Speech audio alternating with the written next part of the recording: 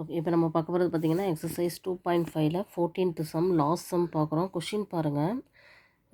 Priya earned ₹15,000 in the first month. So Priya வேலைக்கு போகும்போது அவங்களுக்கு வந்து ஃபர்ஸ்ட் மந்தில் எவ்வளோ கிடச்சிருக்குன்னு பார்த்தீங்கன்னா ₹15,000 சேலரியாக கிடச்சிருக்குது. Therefore her salary increased by 1,500 per year. ஆனால் வருஷம் கூட கூட ஒவ்வொரு வருஷமும் ₹1,500 அவங்களுக்கு இன்க்ரீஸ் பண்ணி கொடுக்க போகிறாங்க. Her expenses R 13,000 during the first month. First month அவள் எவ்வளோ செலவழிக்கிறாள், அவங்களுக்கு எவ்வளோ எக்ஸ்பென்சஸ் ஆகுதுன்னு பார்த்தீங்கன்னா 13,000 எக்ஸ்பென்சஸ் ஆகுது. And the expenses increased by 900 per year. But ஒவ்வொரு இயருமே ₹900 அவள் எக்ஸ்ட்ரா செலவு பண்ணுற மாதிரி தான் இருக்குது. ஓகேவா, எக்ஸ்பென்சஸ் வந்து ₹900 கூடிக்கிட்டே தான் இருக்குது. So how long will it take for her to save 20,000 per month.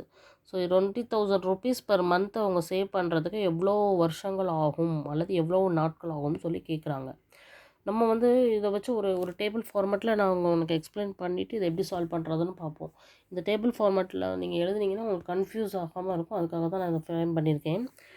ஒரு ஒரு 3 இயர்ஸ்க்கு நம்ம வந்து ஒரு சீக்வன்ஸ் மாதிரி இருந்தால் தான் நம்ம வந்து இது வந்து ஏபியில் ஃபாலோ பண்ண முடியும். ஃபார்முலாவோ எதனாலும் சப்ஸ்டியூட் பண்ண முடியும். அதனால் ஒரு 3 டேர்ம்ஸாக நான் கண்டுபிடிக்கிறதுக்காக இதை நான் இந்த டேபிள் ஃபார்மேட் பண்ண போகிறேன். So first year, second year, இது தேர்ட் இயர்னு வச்சுக்கலாம். ஃபஸ்ட் இயரில் அவங்களுக்கு எவ்வளோ சேல்ரி வாங்குறாங்கன்னு பார்த்தீங்கன்னா ₹15,000 வாங்குறாங்க. ஆனால் அது ஒவ்வொரு இயரும் என்ன ஆகுதுன்னா 1,500 அது கூட கூடுது. அவங்க வந்து என்ன பண்ணுறாங்க, ₹1,500 இன்க்ரீஸ் பண்ணுறாங்க. ஸோ 16,500 அடுத்த வருஷம் இங்கே சேல்ரி கூடிடும். அந்த 16,500 கூடயும் ஒரு 1,500 நம்ம ஆட் பண்ணால் தான் அடுத்த வருஷம் கூடுனது கிடைக்கும். ஸோ 18,000 வரை வாங்குவாங்க. இதே மாதிரி வருஷம் வருஷம் போய்கிட்டே இருக்கும். அதுமாதிரி அவங்க எவ்வளோ எக்ஸ்பென்சஸ் பண்ணுறாங்கன்னா ஃபஸ்ட்டு வந்து ₹13,000 எக்ஸ்பென்சஸ் ஆகுது. ஆனால் அதுக்கு அடுத்த வருஷத்துலேருந்து அவங்களுக்கு ₹900 கூடுது. 13,000 கூட 900 நம்ம ஆட் பண்ணணும். ஏன்னா எக்ஸ்பென்சஸ் வந்து கூடுது.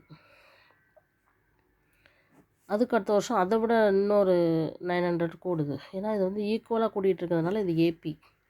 ஏன்னா நம்மளுக்கு இன்க்ரீமெண்ட்டும் ஈக்குவலாக 1,500 ஆகுது. எக்ஸ்பென்சஸும் ஒவ்வொரு வருஷமும் ஈக்குவலாக 900 ஆகுது. இதுவே டி சேமாக இருக்கிறதுனால இது ஏபி நம்ம தெரிஞ்சுக்கலாம். ஸோ 0 0. ஸோ இந்த மாதிரி எக்ஸ்பென்சஸ் வந்துக்கிட்டே இருக்குது. இது சேல்ரி அவங்க வாங்கிட்டே இருக்கிறத கொஷினில் கொடுத்துருக்கபடி எழுதியாச்சு. ஒவ்வொரு வருஷமும் ₹1,500 அவங்களுக்கு இன்க்ரிமெண்ட் இருக்குது. ₹1,500 அதை ஆட் பண்ணிட்டு எழுதியிருக்கோம். அதுமாதிரி ஒவ்வொரு இயரும் அவங்க ₹900 வந்து என்ன பண்ணிகிட்டே வராங்க, எக்ஸ்பென்சஸ் பண்ணிக்கிட்டே இருக்காங்க. ஸோ அவங்க எக்ஸ்பென்சஸ் எவ்வளோன்னு எழுதியாச்சு ஒவ்வொரு இயரும். இப்போ நம்ம டோட்டலாக சேவிங்ஸ் தான் கண்டுபிடிக்கணுங்கிறதுனால அப்போ ஒவ்வொரு வருஷமும் ஒவ்வொரு இயரும் அவங்க எவ்வளோ சேவ் பண்ணுறாங்கன்னு நம்ம கொண்டு வரலாம். ஸோ ஃபஸ்ட் இயரில் அவங்க எவ்வளோ சேவ் பண்ணுறாங்கன்னா இதுலேருந்து இதை மைனஸ் பண்ணணும். 13,000 மைனஸ் பண்ணால் எவ்வளோ வரும், 2,000 வரும். ஸோ ஃபஸ்ட்டு ₹2,000 சேவ் பண்ணியிருக்காங்க ஃபஸ்ட் இயரில். செகண்ட் இயரில் எவ்வளோ சேவ் பண்ணுறாங்க, 16,500லேருந்து 13,900 மைனஸ் பண்ணுவோம்.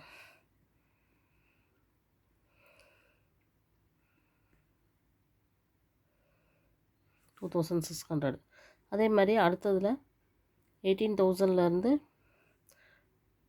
14,800 மைனஸ் பண்ணுவோம். ஸோ 3,200. ஸோ இந்த மாதிரி ஒவ்வொரு இயரும் அவங்க வந்து எவ்வளவு சேவ் பண்ணுறாங்கங்கிறது இப்போ நமக்கு கிடச்சிருச்சு. பாருங்கள், ஃபஸ்ட் இயரில் அவங்க ₹2,000 சேவ் பண்ணுறாங்க. செகண்ட் இயரில் 2,600 சேவ் பண்ணுறாங்க. தேர்ட் இயரில் 3,200 சேவ் பண்ணுறாங்க. இப்படி போய்கிட்டே இருக்குது. பட் நம்மளுக்கு என்ன கொடுத்துருக்காங்கன்னா கடைசி ₹20,000 சேவ் பண்ணுறது எப்போன்னு கேட்டிருக்காங்க. ஸோ இப்போ இதுலேருந்து நம்மளுக்கு என்ன தெரியுது, இது வந்து ஈக்குவலாக தான் இன்க்ரிமெண்ட் ஆகிக்கிட்டே இருக்குது. 600 தான் சேவ் பண்ணிகிட்ருக்காங்க. ஒரு வருஷத்துக்கும் அடுத்த வருஷத்துக்கும் அவங்க எவ்வளோ தான் சேவ் பண்ண முடிஞ்சிருக்கு. ஜஸ்ட்டு ₹600 தான் எக்ஸ்ட்ரா சேவ் பண்ண முடியுது. இந்த வருஷத்தை கம்பேர் பண்ணும்போது அடுத்த வருஷம் அவங்க ₹600 கூட கொஞ்சம் சேவ் பண்ணி வைக்காங்க, அவ்வளோதான். ஸோ இது வந்து ஈக்குவலாக இன்க்ரிமெண்ட் ஆகிட்டு இருக்கிறதுனால இது வந்து ஏபின்னு நம்ம தெரிஞ்சுக்கிறோம். ஸோ ஏபியை பொறுத்தவரை நம்மளுக்கு வந்து ஃபஸ்ட்டு இருக்குது ஏ. இதில் வந்து டிங்கிறது நல்லாவே தெரியுது. T2 - T1 போடும்போது நம்மளுக்கு எல்லாமே ஈக்குவலாக இருக்கிறதுனால டி என்னன்னு தெரியுது. எவ்வளவு, 600. இதுதான் டி. இப்போ லாஸ்ட்டில் கொடுத்துருக்க இந்த 20,000ங்கிறது தான் நம்மளுக்கு என், சாரி லாஸ்ட் எல், லாஸ்ட்டாக இருக்கக்கூடிய டேர்ம். ஓகேவா, first term last term D கண்டுபிடிச்சாச்சு. நம்மளுக்கு வந்து எண்ணு தான் கேட்டிருக்காங்க, எவ்வளோ லாங் போது எவ்வளோ இயர்ஸ் எடுத்திருக்கோம், எவ்வளோ இயர்ஸ் ஆகும் இந்த 20,000 சேவ் பண்ண அப்படின்னு சொல்லி கேட்டிருக்காங்க. ஸோ எண்ணுக்கு formula L minus A by D plus 1. 20,000 minus 2,000 by 600 plus 1. அப்போ எவ்வளோ வரும்? 18,000 by 600 plus 1. 166, 3 6 are 18, 0. So 30 plus 1 is equal to 31 years ஆகும். ஸோ அவங்க 31 இயர்ஸ் கழிச்சு தான் உங்களுக்கு என்ன கிடைக்கும், 20,000 ரூபீஸ் சேவ் பண்ண முடியும். இதுதான் ஆன்சர். ஓகேவா? Okay, thank you.